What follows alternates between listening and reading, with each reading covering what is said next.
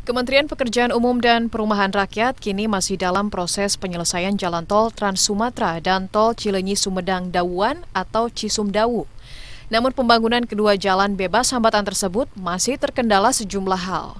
Untuk jalan tol Trans Sumatera, seperti diungkapkan Menteri Pekerjaan Umum dan Perumahan Rakyat Basuki Hadimulyono, usai rapat terbatas di Kompleks Istana Kepresidenan Jakarta pada 7 Juli, masih dalam konstruksi sepanjang 1.194 km. Artinya, total yang sudah dikerjakan sepanjang 1.921 km dengan target tuntas di tahun 2024. Satu-satunya kendala, kata dia, adalah masalah dana, di mana dari total dana 500 triliun rupiah yang dibutuhkan, baru mendapat komitmen sebesar 72,2 triliun rupiah, yang bersumber dari perbankan sebesar 42,2 triliun rupiah dan pemerintah sebesar 16,1 triliun rupiah. Sisanya suntikan dana dari penyertaan modal negara sebesar 19,6 triliun rupiah. Sementara untuk pengerjaan proyek tol Cisumdawu telah mencapai 81,6%, namun terkendala pembebasan lahan yang baru mencapai 91,23%. Itu pun hanya lahan yang berada di seksi 6.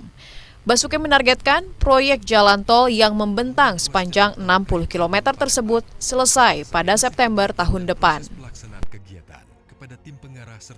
Ya, ini termasuk yang sudah operasi tadi sepanjang 393 km, sehingga masih dibutuhkan anggaran 387 triliun untuk menyelesaikan. Untuk yang backbone-nya saja, itu kebetulan dananya 266 triliun, sehingga kebutuhan total anggaran yang masih dibutuhkan 191 triliun. Sebelumnya saat memimpin rapat terbatas Kabinet Indonesia Maju, Presiden Joko Widodo meminta Menteri PUPR Basuki Hadimulyono mempercepat pembangunan jalan tol Trans Sumatera dan Cisumdawu. Selain karena merupakan salah satu proyek strategis nasional, juga agar bisa memberikan daya ungkit percepatan pemulihan ekonomi nasional di tengah pandemi COVID-19. Dari Jakarta, Nabila Karisti, Kantor Berita Antara, mewartakan.